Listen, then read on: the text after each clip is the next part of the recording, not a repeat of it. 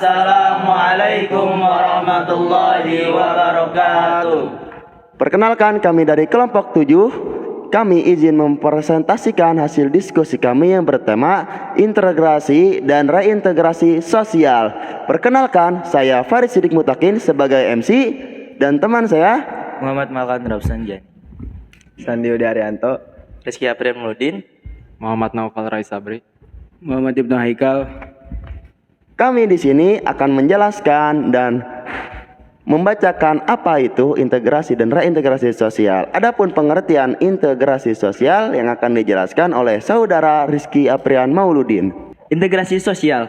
Integrasi sosial adalah proses penyesuaian unsur-unsur yang berbeda dalam masyarakat sehingga dapat menjadi satu kesatuan. Unsur-unsur yang dimaksud tersebut meliputi perbedaan dalam kedudukan sosial, ras, etnik, agama, bahasa, kebiasaan, sistem nilai, dan norma. Hadirnya integrasi sosial diharapkan dapat membantu menyatu dan menyesuaikan diri antara satu sama lain. Meskipun terdapat perbedaan, tetapi hal tersebut bukan jadi masalah. Justru perbedaan ada agar manusia dapat saling melengkapi dan saling tolong-menolong. Pengertian integrasi sosial menurut para ahli. Sejumlah ahli di seluruh dunia memiliki definisi masing-masing tentang integritas sosial. Berikut pengertian integrasi sosial menurut para ahli. Yang pertama, Paul B. Houghton. Integrasi sosial adalah proses pengembangan masyarakat di mana segenap kelompok, ras, dan etnik mampu berperan secara bersama-sama dalam kehidupan budaya dan ekonomi. Menurut Button, integrasi sosial adalah suatu pola hubungan yang mengakui adanya perbedaan ras dalam masyarakat, akan tetapi tidak memberikan fungsi penting pada perbedaan ras tersebut. Yang ketiga, menurut Hendra Puspito, integrasi sosial adalah suatu kondisi kesatuan hidup bersama dan aneka satuan sistem sosial budaya, kelompok-kelompok etnis dan kemasyarakatan untuk berinteraksi dan bekerja sama berdasarkan nilai-nilai dan norma-norma dasar bersama. Hal ini guna mewujudkan fungsi sosial budaya yang lebih maju tanpa mengorbankan ciri-ciri kebinekaan yang ada.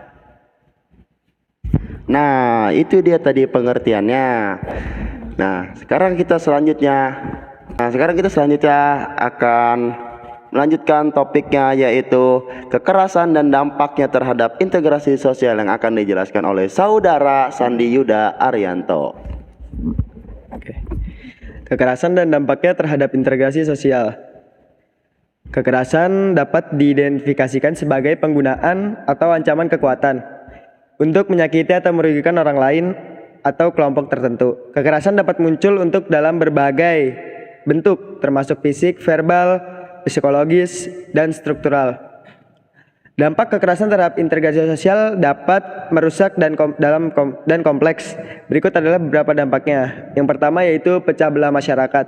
Pecah belah masyarakat, kekerasan dapat menyebabkan pecah belah, memecahnya menjadi kelompok-kelompok yang saling bertentangan. Yang kedua, hilangnya rasa keamanan.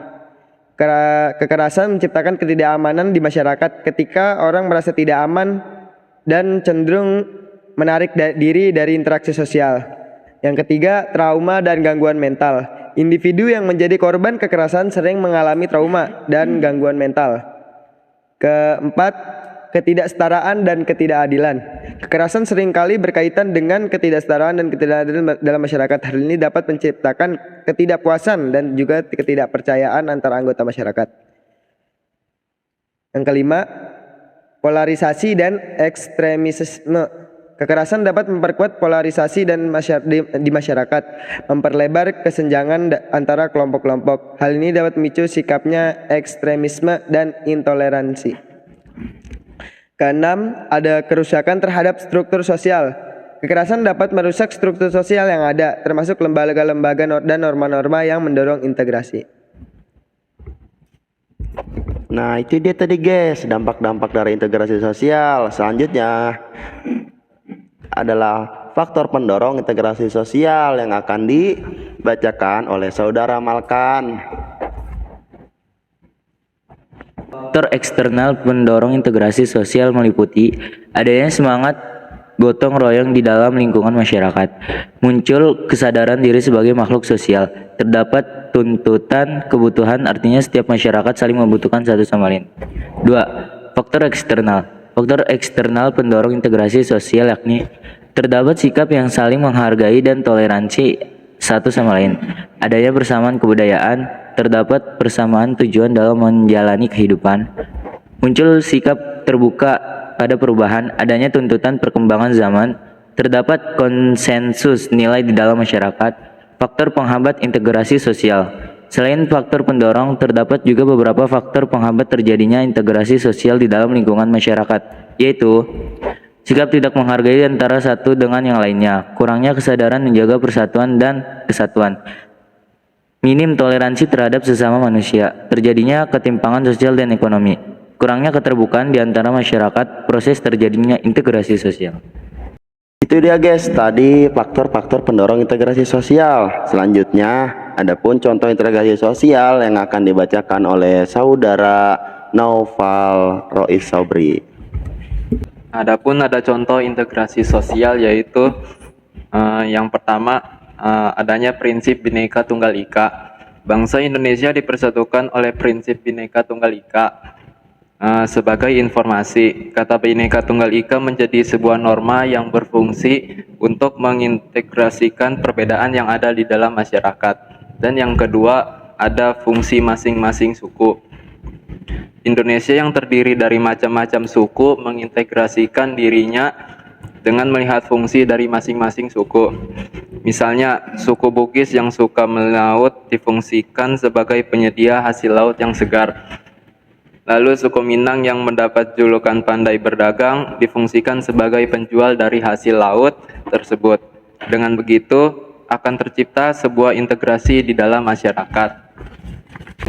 Adapun selanjutnya yaitu reintegrasi sosial. Secara umum, reintegrasi sosial adalah upaya untuk mengembalikan dan membangun kembali persatuan, kepercayaan, modal sosial, dan juga koneksi sosial. Akibat baru saja terjadi ketegangan atau konflik di masyarakat. Reintegrasi ini dijadikan sarana untuk menjadikan konflik terutama bagi masyarakat yang rentan mengalami konflik.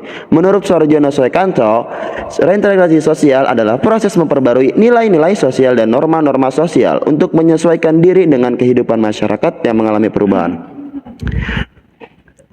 Adapun upaya reintegrasi sosial, A. Setiap individu dan kelompok harus semakin menguatkan kesadaran akan pentingnya berbangsa. B. Mencari solusi terbaik jika ada satu pihak yang melakukan penolakan. C. Apabila ada masyarakat yang menyimpang, selesaikan pada jalur hukum. Adapun transformasi sosial adalah gabungan dari dua kata transformasi dan sosial. Transformasi dalam ensiklopedia umum merupakan istilah ilmu enskata yang kemudian dimasukkan ke dalam ilmu sosial dan humaniora yang memiliki maksud perubahan bentuk dan secara lebih rinci memiliki arti perubahan fisik maupun non fisik. Adapun yang kelima itu tahapan transformasi sosial. A. Apa aja itu transformasi sosial? Itu A. Invensi yakni proses di mana ide-ide baru diciptakan dan dikembangkan. B.